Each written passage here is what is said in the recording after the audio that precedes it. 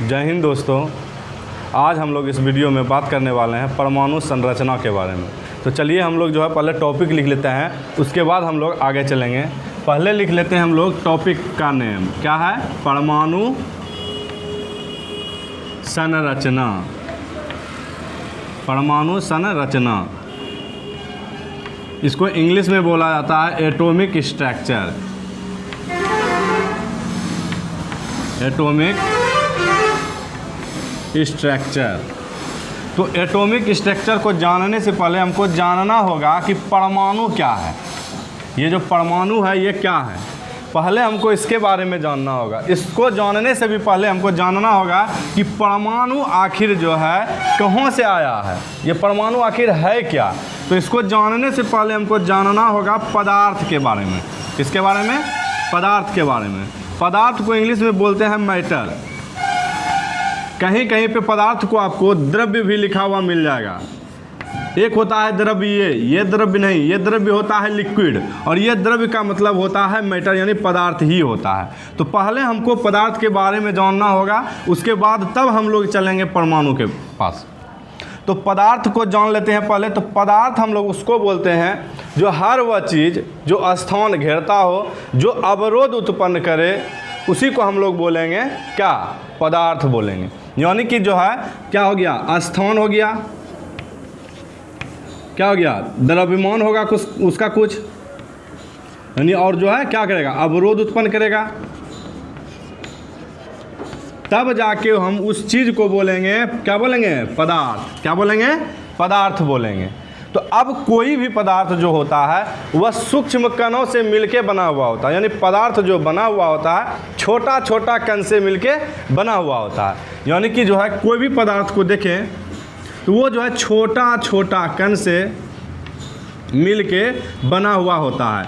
जिस प्रकार से अपना जो है बॉडी को ही देखें तो जो है अपना बॉडी में क्या होता है, पहले छोटा छोटा कोशिका होता है, कई कोशिका को मिलके ऊतक बनता है, और कई ऊतक को मिलके क्या बनता है, मेरा ऑर्गन बनता है, यानी अंग बनता है, और कई अंग मिला के क्या बनता है, मेरा बॉडी का निर्माण होता है। उसी प्रकार से अब कोई पदार्थ जो होता है वह अत्यंत सूक्ष्म कणों से मिलके बना हुआ होता है, यानी छोटा छोटा कण से मिलके। यानी हम लोग इसको इस प्रकार से लिख सकते हैं, अगर देखें तो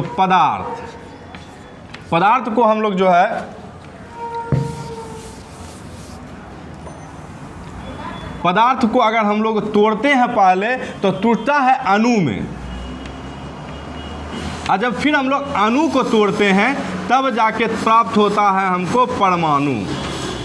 यानी पदार्थ का जो होता है अंतिम कण, ये जो परमाणु आप देख रहे हैं इस पदार्थ का सबसे अंतिम कण होता है। अगर आप इसको तोड़ने का कोशिश कीजिएगा तो ये टूट नहीं पाएगा। ठीक, तो अब देखिए इसको हम लोग थोड़ा सा संधि विच्छेद कीजिए। तो परमाणु जो होता है ये परम, जोड़ होता है अणु। ये संस्कृत भाषा है परम, यानी परम का अर्थ होता है अंतिम। परम का अर्थ होता है अंतिम, और अणु का अर्थ होता है कण। अब दोनों को मिलाइए तो क्या बन गया, अंतिम कण।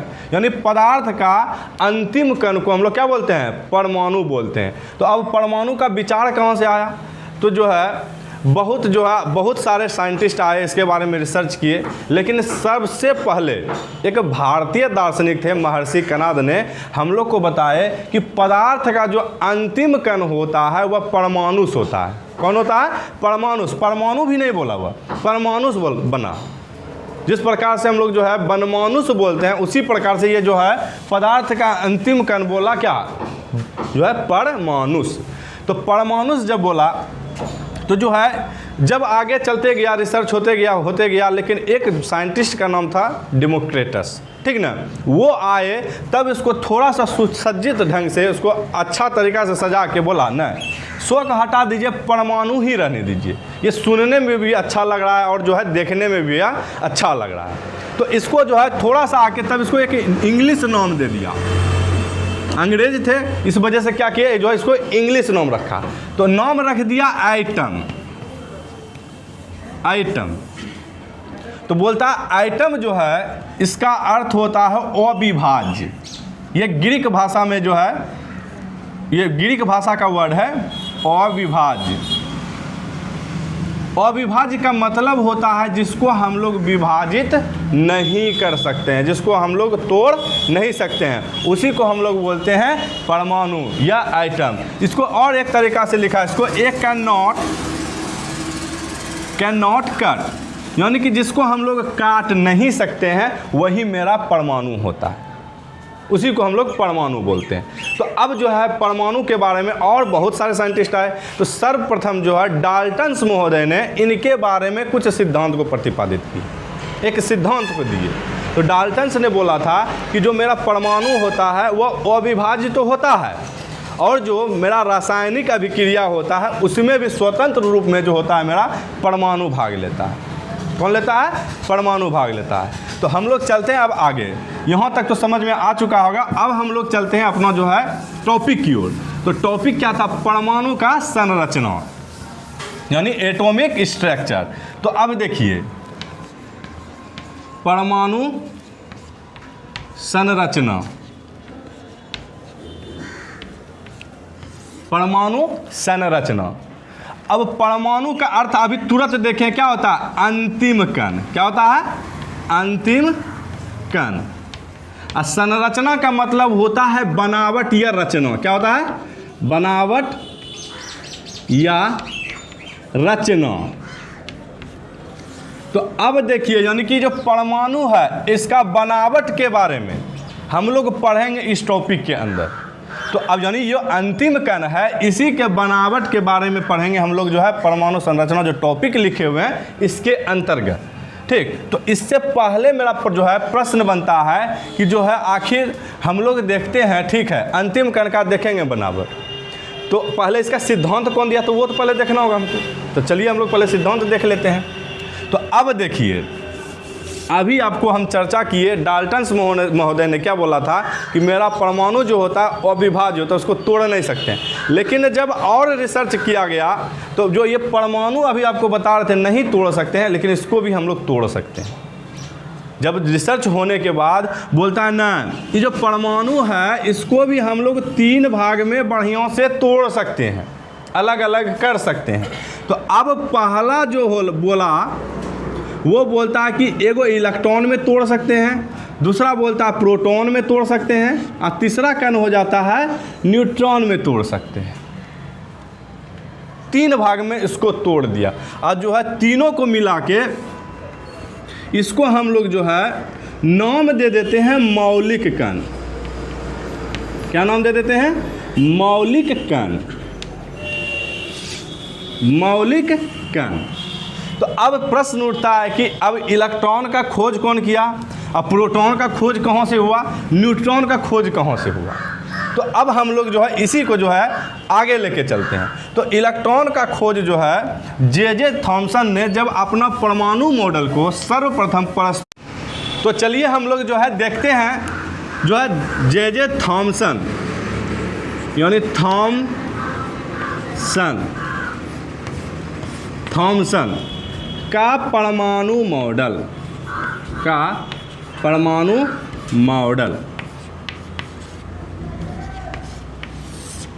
ये जो जे थॉमसन थे वह परमाणु मॉडल को सबसे पहले प्रस्तुत किया। मॉडल का मतलब होता है प्रारूप, अपना जो एक बनावट बना के उसको जो है प्रस्तुत करके बताया। बोला कि परमाणु जो होता है मेरा एक तारबुज के आकार का होता है। कैसा? तारबुज के आकार का। और उसका जो लाल वाला भाग उसमें होता है वह सब जो है धनावेशित कण होता है, और उसमें जो मेरा बीज होता है वह मेरा जो है ऋणावेशित कण होता है। यानी कहने का अर्थ है कि मान लेते हैं एगो तारबुज बना दीजिए, इस प्रकार का तारबुज होता है, पता है ना। अब यानी ये टोटल में क्या होता है? लाल वाला भाग होता है, लाल वाला भाग। अब यही वह लाल वाला भाग में ही देखिएगा इसका जो बीज होता है इस प्रकार से बिछा हुआ रहता है। इस प्रकार से क्या होता है? बिछा हुआ रहता है। तो अब यही जे थॉमसन ने बोला कि आप जो देख रहे हैं ये लाल वाला भाग, ये जो है धनावेशित कण है, धनावेशित कण है। तो जब धनावेशित कण है तो हम लोग जानते हैं ये प्रोटॉन पे आवेश होता है, धनावेशित, और ये जो माइनस देख रहे हैं जो बीज है ये मेरा क्या है, ऋणावेशित कण है, ऋणावेशित कण है। ठीक भाई, तो बोला ऋणावेशित कण ये हो गया बीज वाला, और जो ये मेरा लाल वाला भाग है वो सब धनावेशित कण है। तो अब यहाँ पे फिर बन रहा है कि अच्छा ऐसा बात है, लेकिन हम लोग जानते हैं कि जो है कि P बराबर E होता है और E बराबर क्या हो जाता है, Z, यानी परमाणु संख्या बराबर, परमाणु संख्या बराबर होता है मेरा प्रोटॉनों की संख्या, अब बराबर हो जाता है इलेक्ट्रॉनों की संख्या। काहे होता है कि हम लोग जानते हैं कि कोई भी परमाणु है अगर उसके बीच में मेरा क्या होता है, प्लस चार्ज होता है, और ये जो इसके चारों बगल जो कण चक्कर लगाता है वही क्या होता है, इलेक्ट्रॉन होता है। का है, तो अब अगर ये 10 11 है तो ये भी मेरा 11 रहेगा, अगर ये वाला मेरा 10 हो गया तो ये वाला भी मेरा 10 होगा। अगर ऐसा नहीं होगा तो ये इसका अगर ऊर्जा थोड़ा सा भी कम हुआ तो ये जो इलेक्ट्रॉन है ये नाभिक के पास चला जाएगा। जब नाभिक के पास चला जाएगा तो क्या आपको देखने के लिए मिलेगा, आप जो ये आकार देख रहे हैं ये इसका विनाश हो जाएगा, तो वहाँ पे परमाणु नहीं बनेगा। काहे कि हम लोग जानते हैं परमाणु जो होता है वह उदासीन होता है, उस पर ना तो प्लस चार्ज होता है ना तो माइनस चार्ज होता है। इसी वजह से ये जो जे थॉमसन ने बताया कि ऋणावेशित कण बीज वाला और जो धनावेशित कण लाल वाला भाग, तो अब एक बात बताइए, दोनों में लाल वाला भाग और जो ये मेरा बीज वाला भाग, एक बात बताइए दोनों में जो है ज़्यादा कौन होगा, लाल वाला भाग होगा। ऑटोमेटिक है कि मेरा जो खाने वाला भाग ज़्यादा होगा, बीज की संख्या उसमें जो होगी वह कम होगा। तो क्या आपको देखने के लिए मिल रहा है, ये वाला जो है ऋणावेशित कण हो जाता है कम और धनावेशित कण हो जाता है ज़्यादा। तो क्या परमाणु का निर्माण हो पाएगा, नहीं हो पाएगा। तो आगे चल के जो है जे थॉमसन का जो मॉडल अपना प्रस्तुत किया था इसको अमान्य करार दे दिया गया। क्या दे दिया, अमान्य करार दे दिया। बोला कि आप ये जो मॉडल प्रस्तुत कर रहे हैं ये आपका मॉडल जो है गलत है। लेकिन यहाँ एक चीज़ और ये बताए कि जो है परमाणु का जो आकार होता है, यानी कि जो है बीच से इसका जो त्रिज्या होता है वह 10 to the power -10 मीटर होता है या 10 to the power -8 सेंटीमीटर होता है। ये जो है यहाँ से जे थॉमसन ने एक ही चीज़ को अच्छा तरीक़ा से डील कर पाए थे, तो वो परमाणु के आकार के बारे में। तो जो है हम उम्मीद करते हैं कि आपको समझ में आ गया होगा। तो हम लोग जो है अब नेक्स्ट क्लास में हम लोग चर्चा करेंगे रदरफोर्ड के बारे में, नील्स बोर के बारे में। तो जय हिंद।